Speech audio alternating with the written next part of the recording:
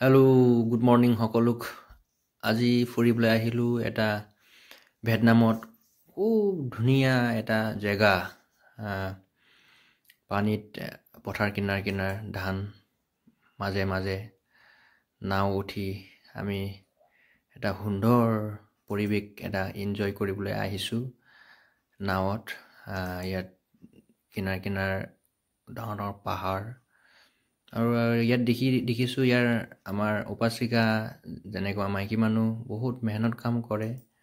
নাও চলাই মানুহক যেনেকুৱা টুৰিষ্ট মানুহ আহে তাক নাও চলাই ইয়াত মানে ঘূৰাই আমি ইয়াত চাবলৈ আহিছোঁ। বহুত ধুনীয়া জেগা হয় এইটো।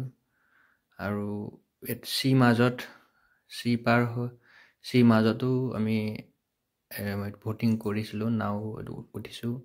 খুব ধুনীয়া আৰু খুব চফা এইটো সাগৰ, নিমখ পানী সাগৰ। ইয়াত আহি দেখিলোঁ ইয়াত বহুত এটা টুৰিষ্ট এটা প্লেচ হয়। আৰু ইয়াত সাগৰ মাজত এটা দ্বীপ নিচিনাকৈ এটা জেগা এটা আছে। এইটো বহুত ধুনীয়া পাহাৰ, ডাঙৰ ডাঙৰ পাথৰে হয়, মাটি নহয়, কিন্তু গোটেই পাথৰৰ লগত সাগৰ মাজত এনেকুৱা লাগিছে কি অনুভৱ লাগিছে কি সাগৰৰ ওপৰত ডাঙৰ ডাঙৰ পাথৰ হিমালয় উপঙি থকা নিচিনা লাগিছে।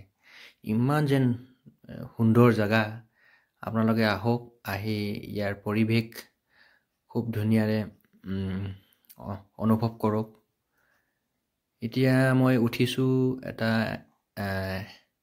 বহুত ডাঙৰ এটা ওপৰত টপ 1000 কিমান ষ্টেপ আছে। ওপৰত উঠি আপোনালোকক দেখাইছোঁ মানে ওপৰৰ পৰা ডাঙৰ ডাঙৰ শ্বিপ, ডাঙৰ ডাঙৰ জাহাজ আছে সাগৰ মাজত।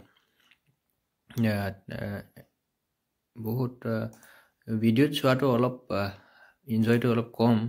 ইয়াত আহি আপোনালোকে নিজে যদি অনুভৱ কৰে, খুব ধুনীয়া, খুব মৰম লগা এটা পৰিৱেশ, এটা শান্তি পৰিৱেশ, ইমান হালা গোলা নাই।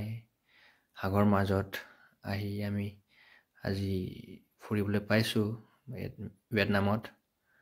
ইয়াত বহুত মানুহ টুৰিষ্ট আহে ইয়াৰ যে পৰিৱেশ এনজয় কৰে। আৰু আপোনালোকেও নিশ্চয় আহিব, ইয়াৰ পৰিৱেশ আপোনালোকে এনজয় কৰিব, চাব। খুব ধুনীয়া। এদিন সময় পালে ইয়াতো আহি কিনি চাব আপোনালোকে।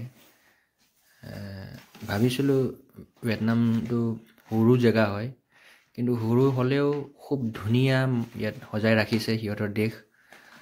গছ গছনিয়ে হওক, টুৰিষ্ট জেগাই হওক, বা নদী সাগৰেই হওক, ইয়াত খুব ধুনীয়া মানে সজাই ৰখা হৈছে।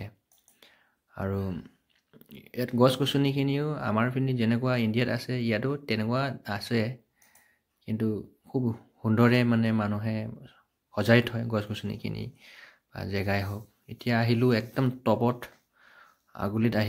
আগলি মানে পূৰা আগলিত উঠিব নহ'ল, খুব ভাগৰ লাগিছে, সেইকাৰণে আধা ৰাস্তাত ৰখি দিলোঁ। মোৰ লগৰ আহিছিলে লগত, সিহঁতে আগত উঠি গ'লগৈ।